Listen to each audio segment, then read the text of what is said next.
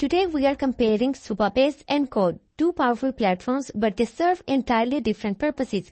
So, which one should you choose? Let's break it down. First, Supabase. If you are a developer, Supabase is a backend-as-a-service platform that provides a PostgreSQL database authentication, real-time subscriptions, file storage, and serverless edge functions. It's an open-source alternative to Firebase designed to help you build and scale applications quickly. Supabase is developer-friendly, offers SQL-level access, auto-generated APIs, and integrations with tools like GitHub Copilot and VS Code. It's perfect for building web and mobile apps with full control over your back end. Now, moving to Code.org.